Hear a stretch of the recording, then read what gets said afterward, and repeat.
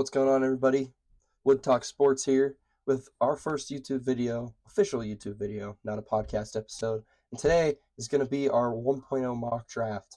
Now, the reason it's going to be a 1.0 very, very mock draft is I haven't kept myself too updated on what's going on in the NFL draft news, but regardless, it's 1.0 for a reason. I want to do it, just giving you my initial thoughts. And then, obviously, as we go through the draft process for the off season, it'll probably get better and better until we get to about. I think I'm going to try and do 8. I did 8 last year. I want to do 8 this year, and 8 will be right before the draft. So, anyways, we'll get right into it today with obviously the first team that is on the clock, which is the Chicago Bears. So, the Chicago Bears actually had a very surprising season compared to what a lot of people would think. They did exactly what I thought they'd do, 7-10, still be at the bottom of their division. But you know what? Justin Fields, great player. The biggest question right now is he worth paying $25-30 million a year when there's a generational talent like Caleb Williams in this draft? So my thoughts initially were that they stick with Justin, right? They maybe trade with New England and drop to 3, get a couple assets from New England. New England gets their guy in Caleb Williams, or maybe Washington tries it just because they need him. They could trade assets, get Caleb Williams. But I'm starting to lean towards Chicago going with a quarterback more, and that's because Chicago, with their financial situation, I said they do have a lot of money for cap space. But as I said, is Justin Fields worth paying $25-30 million when you have this crazy of a prospect on the board, which is Caleb Williams? So, in my opinion, Fields, incredible guy, incredible athlete. Caleb Williams, phenomenal athlete. He's going to be a stud, in my opinion. So, I actually have the Bears trading Fields to the Raiders this year. The Raiders giving him maybe a third rounder this year and a third rounder next year, or a third and a fourth, something like that. But I'm going to take Caleb Williams for the Chicago Bears at the number 1 spot, and they get their franchise quarterback. And at number 2, Caleb Williams has been seen going number 2 because some people have Marvin Harrison going number 1. But of course I don't, as you may have seen. But they're still going to go quarterback. Sam Howell has no commitment to this head coach. The head coach doesn't have to give him anything. And Howell, he's shown signs, but they drafted him late rounds. Drake May, another guy from North Carolina, he's being projected the number 2 pick. And a lot of people might be saying, well, he never was super incredible in college.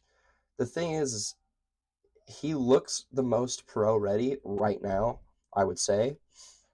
He looks like he's going to perform in the NFL very well. I mean, he can use his legs, he can make throws, and obviously maybe North Carolina didn't have the success that they've always wanted when he was there.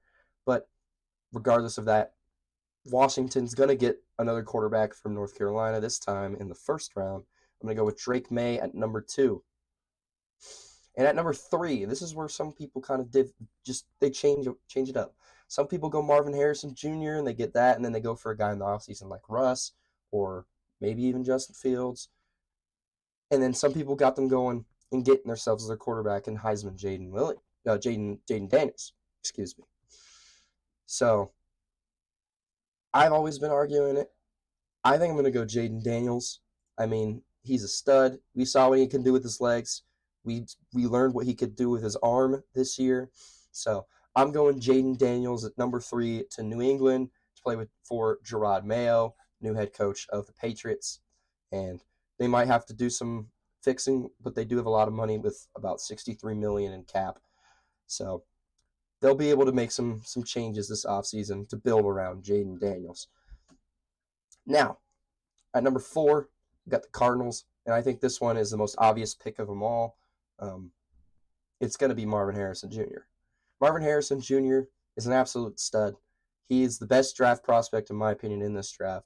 He is the best player. He is going to be the best player out of this draft, in my opinion, at any position, putting quarterback bias aside, Marvin Harrison Jr. There's a reason this dude was a Heisman finalist with Kyle McCord at quarterback. Kyle McCord wasn't awful, but he wasn't good. He wasn't great. And Marvin Harrison Jr. still won the Blitnikoff, still was a Heisman finalist. Should he have won the Blitnikoff that year? No, I think it should have been Malik Nabers this last season, which we will talk about him in a little bit. But Marvin Harrison Jr., regardless, he's going to go number 4 to the Cardinals, and Kyler's going to get himself a stud weapon. And Jonathan Gannon is going to build that offense up this offseason.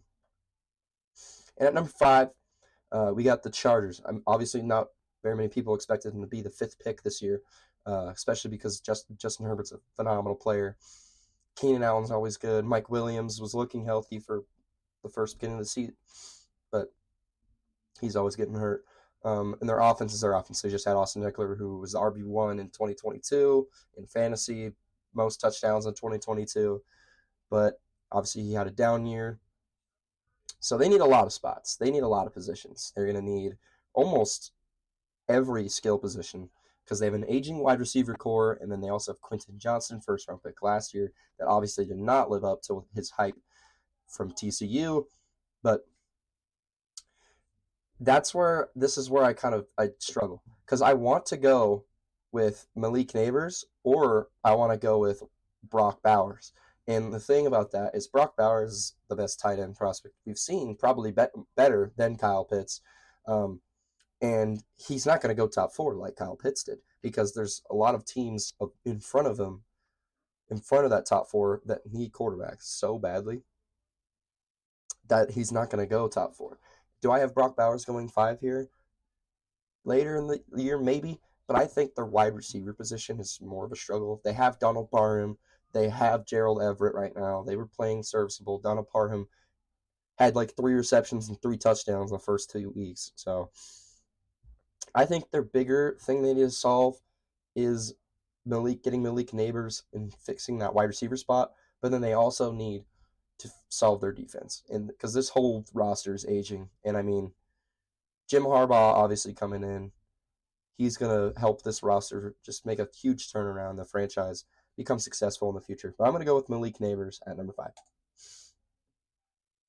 And at number 6, we got the New York Giants. Now this is where if I have the Patriots taking Harrison Jr. at number 3, this is where I would put Jaden Daniels at number 6. However, since I put him going at number 3, what I'm going to do here is another skill position. What else do they need? Darius Slayton's their wide receiver 1. They need a wide receiver. I'm not even going to wait. It's Rome Odunze at number 6. Rome Odunze, fantastic wide receiver. He looked great this year at Washington. Him and Penix was a great duo.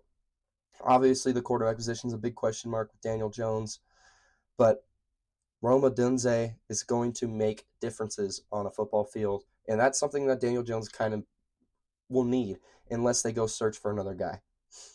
Next up, we're going to go with the Tennessee Titans here at number 7, and it's either between Joe Alt and Olu Fashanu.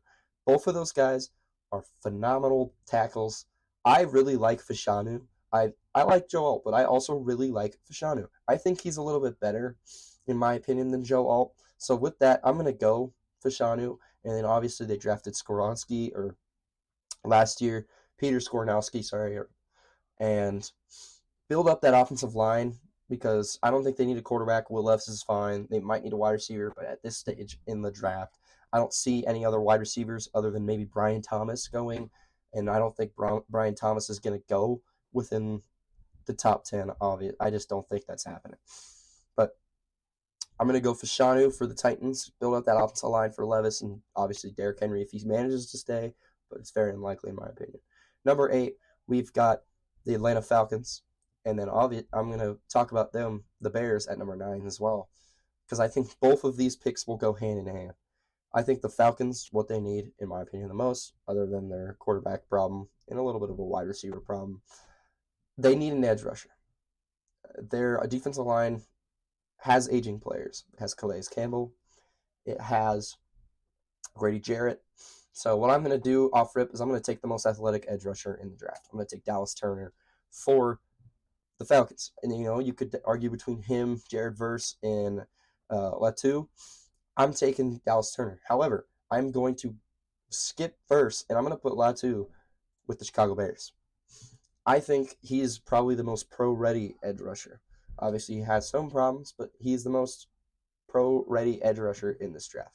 So that's where I'm going to go 8-9, two edge rushers, Latu at 9, Dallas Turner at 8. I loved watching both of them this year, especially Dallas Turner. I watched a lot of Alabama games this year.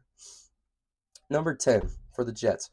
Now, normally I'd probably go Joe Alt here, but I honestly think what they kind of need more is a guy like Brock Bowers, especially with Aaron Rodgers. If he gets a guy like Brock Bowers, that's going to be insane for him. So I'm going to go with Brock Bowers as the number 10 overall pick to the Jets, and the Jets are going to be really excited they got that man at number 10. What I would usually do is I'd probably give, call me biased, I would give the Saints Brock Bowers, but I think that that's a team that needs him, that needs a tight end. They need wide receivers, they need the offensive line, but I think that Brock Bowers is an X factor for this Jets team, especially if Rodgers is coming back healthy. Him, Garrett Wilson, Breece Hall, that's a crazy trio to have. Next up, we're going to go with the Vikings. They have a lot of problems. Aging Kirk Cousins might be leaving. Running back was a big gap this year. I don't see any running backs really going first round this year, though. So line, kind of a struggle, and the defense in entirety stepped up towards the second half, but then kind of declined at the end of the year. Most people I see actually going Jerzon Newton, but he's a little bit lower on this list. I really like Byron Murphy. I really do like Byron Murphy. I think the things that he did for that Texas rushing defense and overall defense was fantastic. I see Newton going first round. I'm not as hyped up about him as other teams are, but so I'm going to go Byron Murphy actually jumping up from the big board to number 11 and them trying to solve that interior D-line. Now, number 12, I think this one's kind of a given. It's going to be a corner. As much as people say J.J. McCarthy, maybe Bo Nix, get that quarterback because they're not going to have Russ anymore, I think they can get Michael Penix Jr. in the second round. I think Penix is going to drop because of his questions on injuries and his age. So I'm going to go, it's either between Nate Wiggins and Terrion Arnold, both great corners, but I like Nate Wiggins a little bit more. I think they are 1A, 1B. Obviously, a lot of people thought it was going to be Kool-Aid McKinstry that was going to be, one. But I think Terrion Arnold, Nate Wiggins, and then actually I'm going to take Terrion Arnold at 13. I think both those teams need corners, and Nate Wiggins is going to be a great fit for the Broncos, and Terrion Arnold is going to be a great fit for the Raiders. At 14 for the Saints, I'm not even going to question it. It's going to be Joe Alt. They need offensive lines. That team in general is just aging. Sometimes I might go a little quarterback play here. Might go Bo Nix. I just don't think J.J. McCarthy's a first rounder, so I'm not going to really talk about him. But Joe Alt, tackle, 14 to the Saints.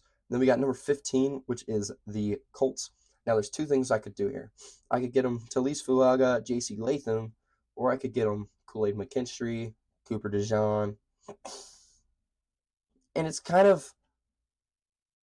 it's a toss-up for me right now. I think right now, I'm going to give them Talise Fuaga because I think he's fantastic at Oregon State. He's one of the best blockers in the nation. And I think building up that offensive line to protect Anthony Richardson is probably the bigger thing they need. Obviously, their defense will need improvements, but I think they could do that otherwise and still get like a stud offensive lineman in the first round. Next up, at the halfway mark, we've got the Seattle Seahawks at 16. Now, the Seahawks, the offensive line's a question because they've got their guy, the young tackles. Center could be a little bit of a question. But their defense, I think they need another edge rusher. Boy, Mafe looks good this last season, but I think they need another edge rusher, and that's where Jared Verse comes in. And he's going to go at 16 to the Seahawks. I think he'll be a great fit under the new head coach, which for some reason I can't think of his name, Mike McDonald, I think.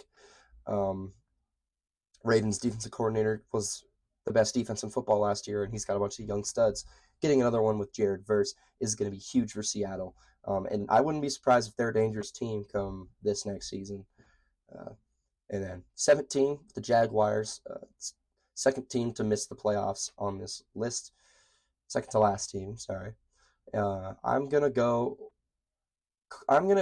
leaning corner here. And with that, I'm going to go Kool-Aid McKinstry. I think they need a cornerback, and Kool-Aid McKinstry, everybody knows, is the guy that can solve that problem for them. He's a stud. And you might be wondering why Cooper DeJean, he's the 8th ranked prospect, 13.5 ADP, 13.5. Why he's going to be my 4th corner off the board? It's because there's a team coming up really soon that I think he'll fit just right in. But anyways, McKinstry to Jacksonville. We're going to go to Cincinnati on this one. Cincinnati, I think they need to worry more on their tackle spot than their defensive line. And I would go tight end if Brock Bowers managed to drop to 18. It's not happening. You could go wide receiver, saying they might lose T. Higgins and Tyler Boyd this offseason. But I think building that line to keep Burrow safe is a necessity. I'm going J.C. Latham to pair up with, was it, they did not draft Anton Harrison, actually. That was the Jaguars that drafted Anton Harrison. Just to pair up with some of their younger guys on the O-line. Now at 19, you've got the Rams, and I think the Rams' biggest question is going to be the DB spot. You could go Jazon Newton, but I think Kobe Turner's a stud. I don't think Donald's retiring yet. So I'm going to go with Cooper DeJean here. Great guy, great athlete. He's going to be the first white corner to be drafted first round, and he'll be a stud. I'm not going to say too much. Something about those Coopers that go to L.A., Cooper Cup. But number 20, you got the Steelers. This right here says they don't need a quarterback, which I understand. I feel like they could probably get Russell Wilson. If not, stay with Kenny Pickett. But I'm actually going to go with a quarterback here. And not very many people are doing this. But I'm going to go Bo Nix at 20. And the reason I'm putting Bo Nix for the Steelers is the Steelers need, in my opinion, they need a quarterback.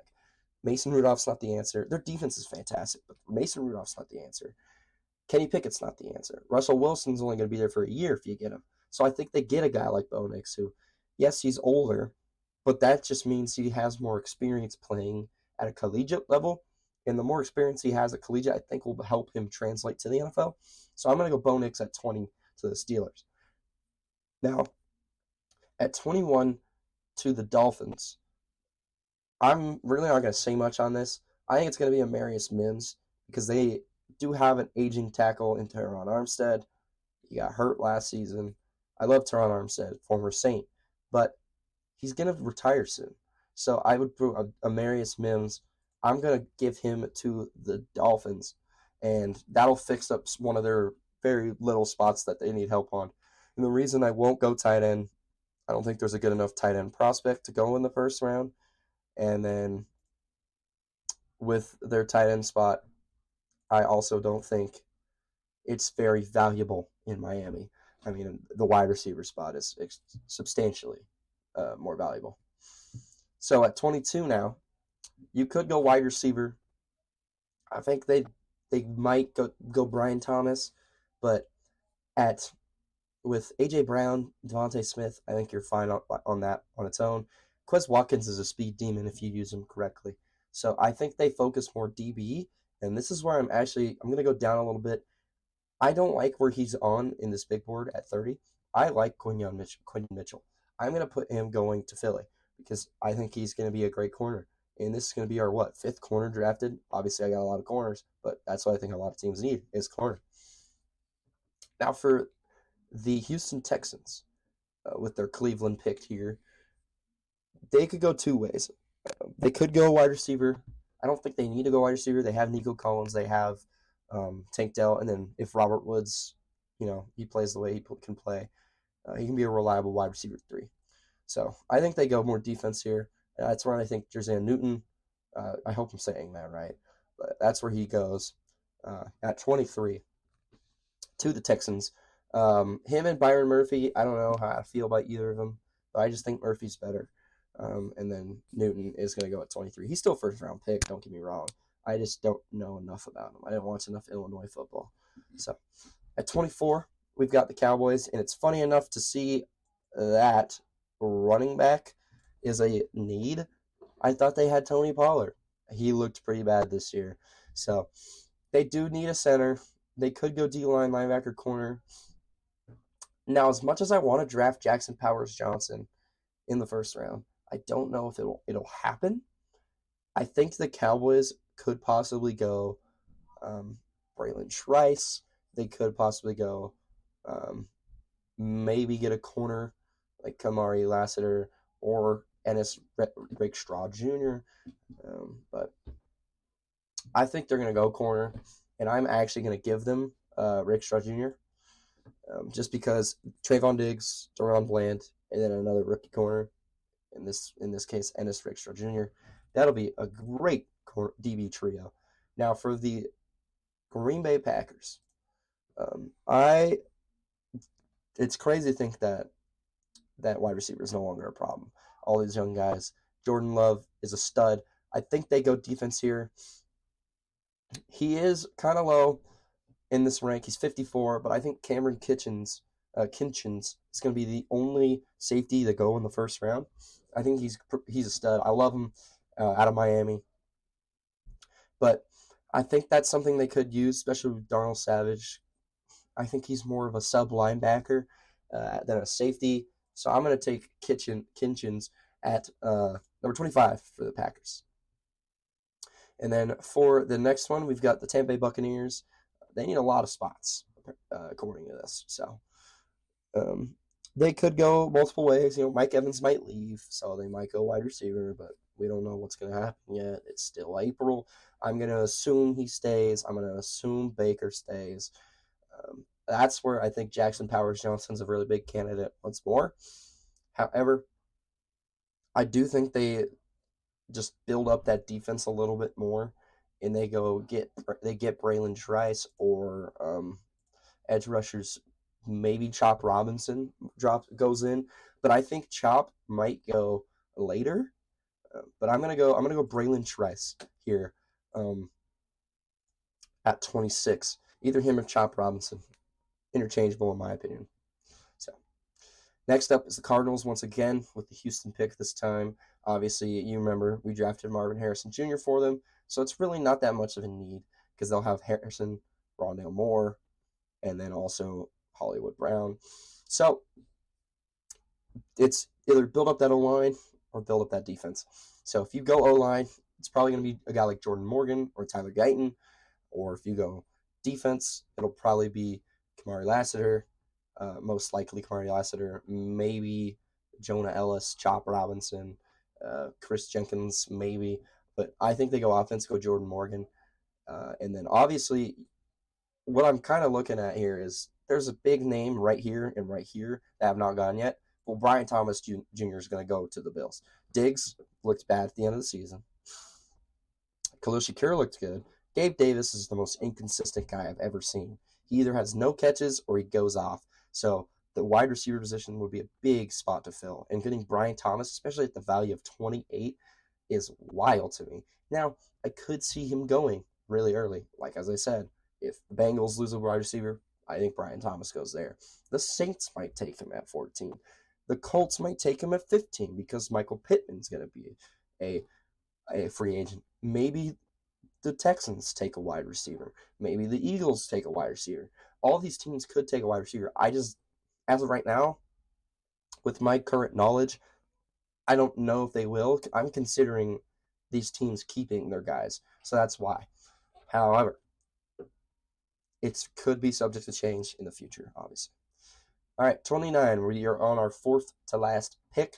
It is the Detroit Lions, and heartbreaking loss in the NFC Championship. Just choked in the second half.